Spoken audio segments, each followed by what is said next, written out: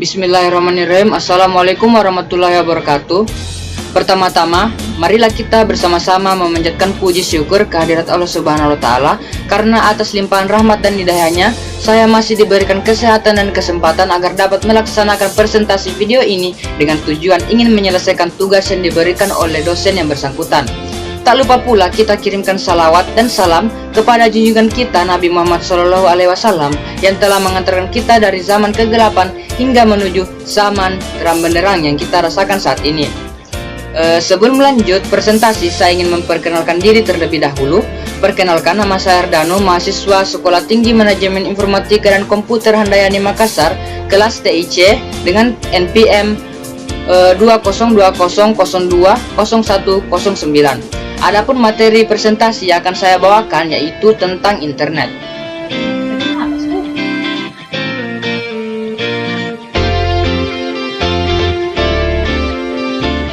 Sebelum mengetahui lebih dalam mengenai internet, kita harus tahu dulu apa itu internet. Internet adalah suatu jaringan komunikasi yang memiliki fungsi untuk menghubungkan antara satu media elektronik ke media elektronik lain dengan cepat dan tepat. Jaringan komunikasi tersebut akan menyampaikan beberapa informasi yang dikirim melalui transmisi sinyal dengan frekuensi yang telah disesuaikan. Untuk standar global dalam penggunaan jaringan internet sendiri menggunakan Transmission Control Protocol atau Internet Protocol dan biasa disingkat dengan TCP atau IP. Istilah ini merupakan bentuk protokol pertukaran paket berupa data maupun informasi yang kemudian akan digunakan oleh berbagai pengguna di seluruh dunia. Kemudian proses untuk menghubungkan antara rangkaian internet tersebut juga dikatakan sebagai internet working. Pada awalnya, internet merupakan jaringan komputer yang dibentuk oleh Departemen Pertahanan Amerika Serikat pada tahun 1969 melalui proyek lembaga ARPA yang kemudian mengembangkan jaringan tersebut dan sekaligus diberi sebutan ARPANET atau singkatan dari Advanced Research Project Agency Network, di mana mereka akan mendemonstrasikannya dengan hardware dan software komputer yang berbasis Unix. Proyek ARPANET dibangun dengan tujuan untuk meningkatkan keperluan dan kebutuhan militer, karena pada saat itu Departemen Pertahanan Amerika Serikat atau US Department of Defense membuat sistem jaringan komputer di daerah-daerah yang bersifat sangat vital untuk mengatasi masalah bila terjadi serangan nuklir, dan juga untuk menghindari terjadinya informasi terpusat yang apabila terjadi peperangan dapat dengan mudah dihancurkan. Pada awalnya, ARPANET hanya dapat menghubungkan 4 situs saja, yaitu Stanford Research Institute, University of California, Santa Barbara, dan University of Utah, yang membentuk satu jaringan terpadu pada tahun 1969. ARPANET baru diperkenalkan di muka umum pada bulan Oktober tahun 1972. Tak lama setelahnya, proyek ini dikembangkan dengan pesatnya di seluruh daerah dan semua universitas di Amerika Serikat bergabung. Namun alhasil, perkembangan tersebut membuat pihak ARPANET sangat kesulitan dalam mengaturnya. Oleh karena itulah ARPANET dipecah lagi menjadi 2 bagian yang terdiri dari MILNET untuk keperluan militer dan ARPANET dalam skala kecil untuk keperluan non-militer. Dari gabungan keduanya dapat dikatakan sebagai DARPA Internet yang kemudian disederhanakan kembali menjadi internet. Di negara kita, negara Indonesia sendiri, internet pertama kali muncul tepatnya pada tahun 1992 hingga 1994. Berkat adanya berbagai pihak yang berkumpul sebagai pengembang internet di negara Indonesia yang bernama Paguyuban Network atau Pagunet. Selain itu, ada juga beberapa tokoh yang sangat berperan penting, diantaranya RMS Ibrahim, Adi Sumarta Suryono, Muhammad Ihsan, Putu Surya, Firman Siregar, Adi Indrayanto, dan Uno Purbo. Dari tahun ke tahun, perkembangan internet mengalami perubahan yang sangat signifikan, baik dari segi cakupan, transmisi, kecepatan, hingga penggunaannya. Dari segi cakupan yang meliputi wilayah, banyak negara yang berlomba-lomba untuk memperluas jaringan internet dengan menggunakan satelit. Untuk saat ini, proses transmisi data yang dilakukan sangat berbeda dari tahun-tahun sebelumnya, karena didukung oleh banyaknya teknologi terbaru yang lebih modern sesuai dengan perkembangan zaman yang ada. Dari sisi kecepatan, banyak industri teknologi internet mengembangkan beberapa generasi jaringan, mulai dari 2G, 3G, 4G, hingga yang terbaru saat ini yaitu 5G. Tentunya, untuk mendapatkan kecepatan jaringan 5G harus membutuhkan resource yang cukup besar dari suatu negara. Di zaman sekarang ini, pengembangan teknologi tidak ada habis-habisnya, sehingga menimbulkan banyak sekali perubahan, mulai dari reformasi, komunikasi, dan juga perangkat yang digunakan. Jaringan internet sendiri ternyata memiliki beberapa jenis yang dibagi lagi berdasarkan jangkauan geografis, distribusi sumber data atau informasi, media transmisi data, dan berdasarkan peranan tiap komputernya. Yang pertama, berdasarkan jangkauan geografis, jaringan internet terbagi menjadi 3 bagian yang meliputi 1. LAN atau Local Area Network. LAN menghubungkan perangkat jaringan sedemikian rupa sehingga komputer pribadi dan workstation dapat saling bertukar data, alat maupun informasi yang hanya mencakup satu ruangan saja, misalnya dalam satu gedung. Yang kedua, MAN atau Metropolitan Area Network yang mencakup daerah yang lebih luas dibandingkan dengan LAN.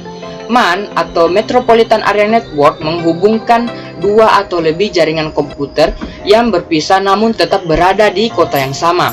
Dan yang ketiga adalah WAN atau Wide Area Network yang memiliki jangkauan yang lebih luas lagi dibandingkan dengan MAN dan LAN. Wide Area Network dapat berupa koneksi LAN yang saling terhubung melalui siaran telepon dan gelombang radio, sehingga dapat diakses oleh publik dan hanya terbatas pada batas-batas negara. Yang kedua, berdasarkan distribusi data atau informasi, jaringan internet dibagi menjadi 2 bagian yang meliputi: pertama, desentralisasi atau jaringan terdistribusi yang terdiri atas beberapa komputer induk. Komputer server ini berfungsi sebagai pusat layanan data dan program aplikasi yang disediakan untuk dapat mengakses komputer terminal. Jaringan komputer ini dapat dibentuk oleh beberapa jaringan berbasis induk atau terpusat. Yang kedua, sentralisasi atau jaringan terpusat. Jaringan ini terdiri atas komputer induk dan 1 atau lebih komputer terminal. Komputer induk berfungsi untuk melayani kebutuhan komputer terminal. Komputer induk juga menyimpan banyak data dan program aplikasi untuk melakukan pengolahan dan pemrosesan data. Komputer terminal biasanya berfungsi sebagai perantara untuk mengakses komputer induk. Pengelompokan yang ketiga yaitu berdasarkan media transmisi data. Jaringan internet dibagi menjadi 2 yang meliputi: 1. Jaringan berkabel atau bahasa Inggrisnya wired network, merupakan sebuah jaringan yang menghubungkan satu komputer ke komputer lain dengan menggunakan kabel jaringan, di mana kabel ini berfungsi untuk mengirim informasi data dalam bentuk sinyal listrik. Dan yang kedua, jaringan tanpa kabel atau nirkabel adalah jaringan internet yang terhubung langsung tanpa menggunakan kabel, baik itu pada jarak yang dekat maupun di jarak yang sangat jauh. Pengelompokan yang keempat yaitu berdasarkan peranan komputernya. Jaringan internet dibagi menjadi 2 bagian yang meliputi: 1. Jaringan client server, merupakan 2 atau lebih komputer yang saling terhubung, di mana salah satu komputer disebut dengan server dan komputer lainnya disebut dengan klien.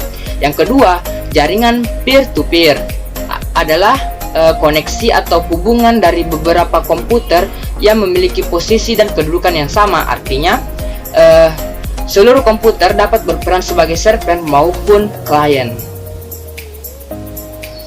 Itulah tadi beberapa pengelompokan dari jaringan internet. Internet juga memiliki beberapa sumber daya yang tentunya sangatlah bermanfaat. Di antaranya, 1. World Wide Web atau singkatannya yaitu WWW, merupakan kumpulan sumber daya internet seperti FTP, Telnet, Usenet, teks, hyperlink, file, audio, dan video, dan situs jarak jauh yang dapat diakses dan dicari oleh browser berdasarkan standar seperti HTTP dan TCP atau IP. Yang kedua, URL atau singkatan dari Uniform Resource Locator, istilah lain untuk menyebut alamat website. URL ini berfungsi membawa Anda ke sebuah website spesifik yang ingin dituju. Biasanya Anda akan diminta untuk mengetikkan alamat di bagian address bar yang ada pada browser.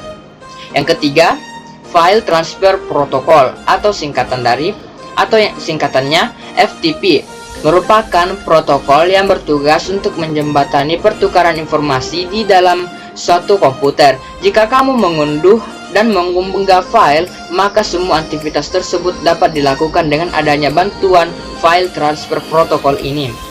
Yang keempat, Telnet. Telnet merupakan suatu protokol client server yang bisa memberikan akses remote ingin login komputer tertentu dalam sebuah jaringan.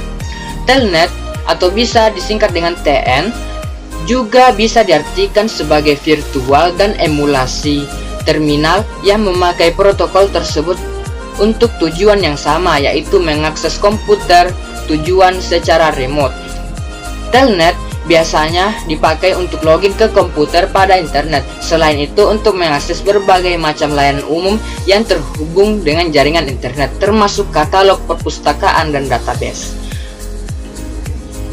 Kelima, email merupakan singkatan dari electronic mail atau surat elektronik. Email berguna sebagai aplikasi yang memungkinkan seseorang mengirimkan surat elektronik ke orang lain yang berada di lokasi yang berjauhan, dengan syarat keduanya memiliki koneksi internet. Email atau electronic mail adalah salah satu jenis layanan internet yang dapat digunakan untuk berkirim surat secara elektronik. Yang keenam, newsgroup. Newsgroup merupakan suatu kelompok diskusi yang tidak menggunakan email. Diskusi dilakukan dengan menggunakan koneksi langsung ke lokasi newsgroup. Untuk mengakses newsgroup, diperlukan perangkat lunak newsreader yang dipasang pada komputer klien. Yang ketujuh, mailing list.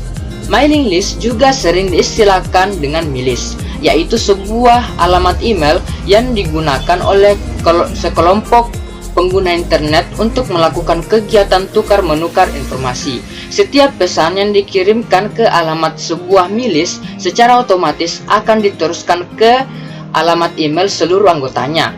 Milis pada umumnya dimanfaatkan sebagai sarana diskusi atau pertukaran informasi di antara para anggotanya.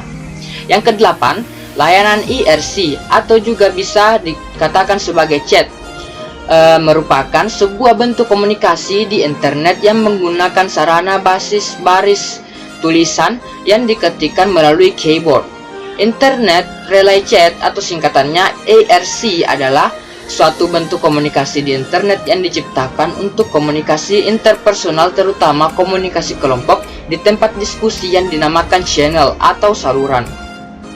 Tetapi juga bisa untuk komunikasi jalur pribadi, terlebih bisa berjalan di semua sistem operasi pada komputer. Kesembilan, Gopher. Gopher adalah aplikasi perangkat lunak yang tersusun atas sistem pencarian dan penemuan kembali.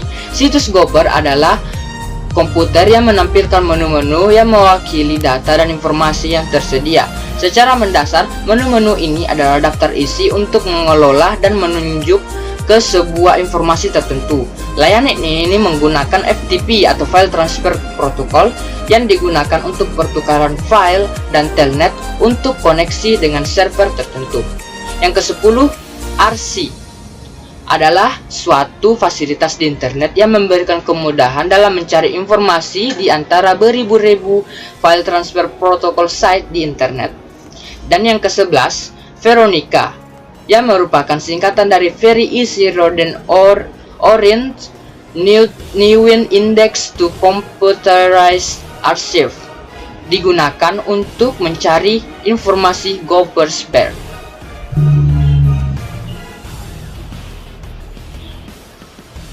Untuk berselancar di internet, tentunya kita membutuhkan software atau aplikasi tertentu. Kita seringkali mengakses internet dengan menggunakan browser yang telah tersedia di perangkat komputer maupun di dalam telepon genggam kita. Browser adalah salah satu jenis perangkat lunak atau software atau aplikasi yang pada umumnya digunakan untuk membuka halaman website di internet. Browser disebut juga sebagai peramban web dan web browser. Secara fundamental, browser mempunyai kemampuan untuk menampilkan kode sinematik atau bahasa pemrograman halaman website seperti HTML, CSS, JS, dan sebagainya menjadi halaman yang mengerti oleh semua orang. Browser yang sangat populer digunakan saat ini adalah Google Chrome dan Mozilla Firefox. Secara umum, fungsi browser ini adalah untuk browsing. Istilah browsing ini adalah suatu kegiatan mengakses halaman website menggunakan browser untuk memperoleh informasi dari internet.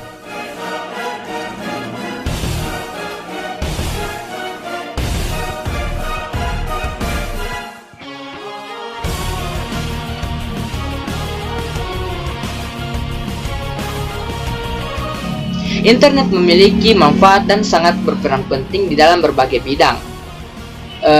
Pertama, pada bidang bisnis. Pengusaha dapat membuat website usaha e-commerce, bisnis startup, dan industri lainnya yang dapat terhubung ke seluruh dunia, sehingga jangkauan bisnisnya menjadi lebih luas. Yang kedua, manfaatnya pada bidang pendidikan. Penggunaan internet dapat memudahkan kita untuk mencari buku pembelajaran tanpa harus pergi ke perpustakaan terlebih dahulu, karena hanya dengan memanfaatkan mesin pencari atau Google. Dapat memudahkan dalam pengumpulan tugas dan juga dapat memudahkan untuk menyelenggarakan kelas online tanpa harus datang ke tempat. Yang ketiga, manfaat internet di dalam bidang informasi. Internet sudah tentu menjadi sasaran utama agar semua orang mampu mendapatkan informasi berupa berita yang akurat dan cepat dan mudah tanpa harus menonton TV ataupun mendengarkan siaran radio. Yang keempat, pada bidang kesehatan, internet dapat memudahkan kita untuk mencari berbagai referensi dan juga jasa untuk layanan pengobatan secara online.